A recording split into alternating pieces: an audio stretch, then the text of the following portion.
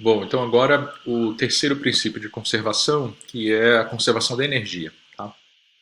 Então, adicionalmente aquelas hipóteses feitas antes de falarmos do balanço de massa, nós vamos fazer, eram quatro hipóteses, nós vamos fazer mais duas hipóteses adicionais, certo? Para deduzir a equação da energia.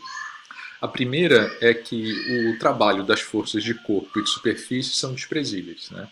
As forças de corpo nós já havíamos desprezado anteriormente, certo? Era uma daquelas quatro hipóteses iniciais. Então, o trabalho da força-peso, por exemplo, é desprezível aqui, certo? Mas das forças de superfície, que são as forças normais, tração, compressão e tangenciais desses elementos, né? Também existe, obviamente, um trabalho associado a essas forças. No primeiro caso, nas forças de tração e compressão, esse trabalho corresponde a um trabalho reversível, né, de compressão e expansão, por exemplo, de um fluido. Ao passo que o trabalho das forças tangenciais, né, ele tem natureza irreversível, porque ele está conectado ao atrito. Né, tá? Então, independente de ser reversível ou irreversível, nós estamos desprezando esses trabalhos frente a grandezas geralmente associadas ao calor. Né? Tá?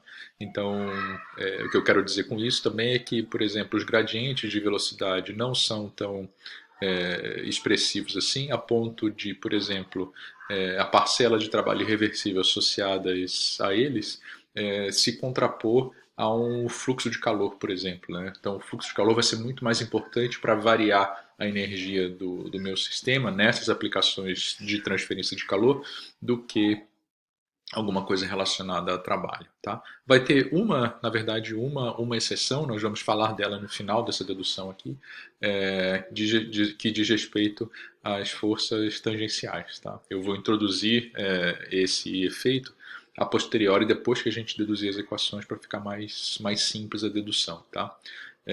E a segunda hipótese, que também é bastante plausível nesse, nessa área que a gente está tratando aqui de transferência de calor, né, que a variação da energia cinética e da energia potencial são desprezíveis frente a variações de entalpia. Né?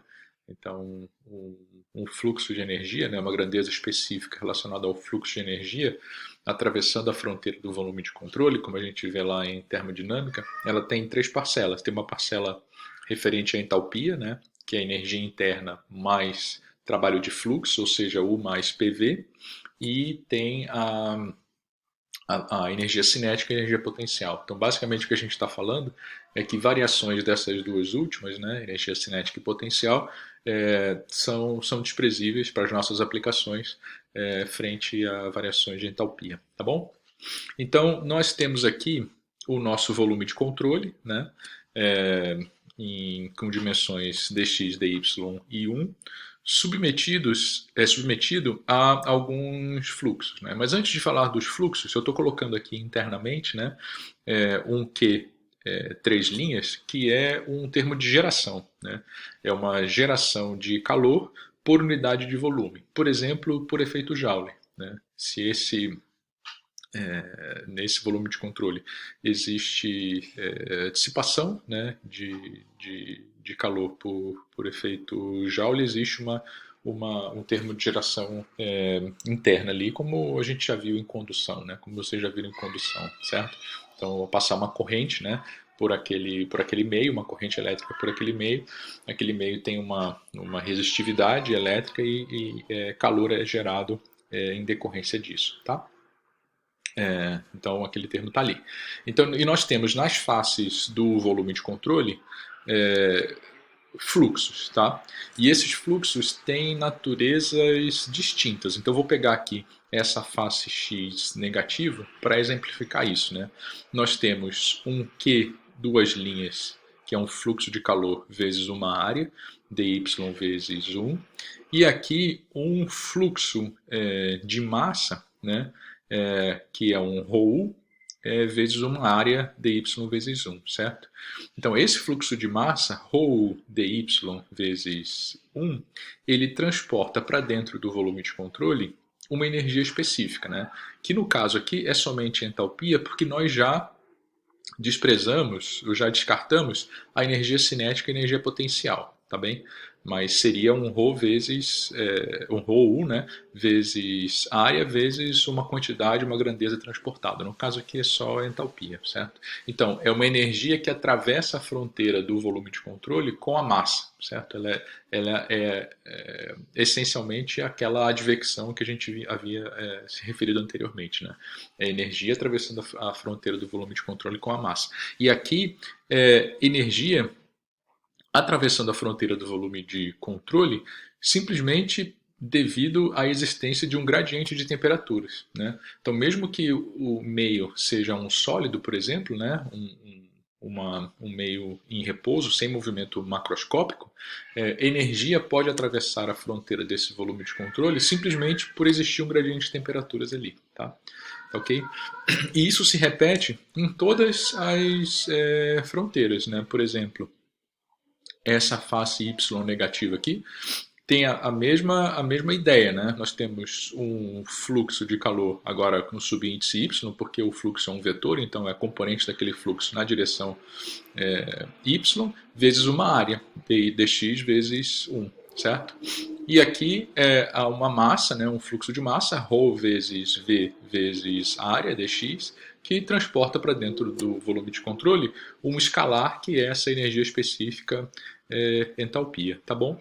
E nas outras faces, né, nas faces y positivo e na face x positiva aqui, nós temos as grandezas, né, o ρUH, né, mais um delta de ρUH. Aqui um Q duas linhas de x mais um delta de Q duas linhas de x, ou seja, as variações infinitesimais ali, tá? Então, quando nós fazemos o balanço no volume de controle, ou seja, tudo que sai menos o que entra é igual, no caso aqui, a geração, né? Porque não é mais zero, porque existiu um surgimento, digamos assim, da energia no volume de controle pelo efeito Joule.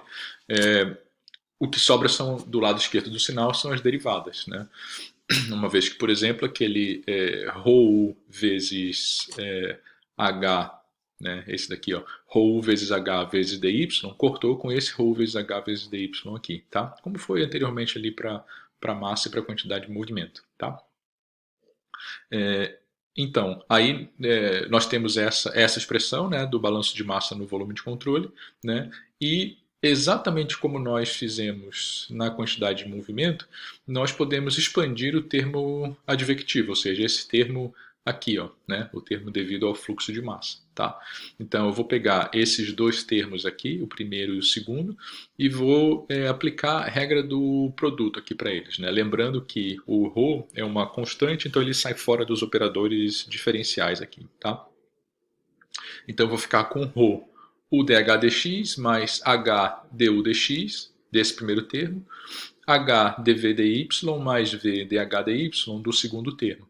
E percebo que o segundo e o terceiro termos, eu tenho um h que multiplica du dx mais dv dy, mais da continuidade, du dx mais dv dy é zero, então, portanto, esses dois termos aqui se cancelam. Tá? Então, nós ficamos com esse termo advectivo, esses dois termos, escrito de uma maneira muito mais simplificada. Tá? Então, estou chamando essa equação aqui de 1, né? Um asterisco, e antes de lançar mão da relação constitutiva, eu só queria voltar a atenção para o fato da unidade dessa equação aqui, ó. Ela é watts por metro cúbico. De novo, né? A unidade do balanço de energia é watts, né? Mas quando a gente aplica esse balanço de energia no volume de controle infinitesimal, ele se transforma num balanço no ponto que é por unidade de volume. Então está tudo fazendo sentido aqui, tá?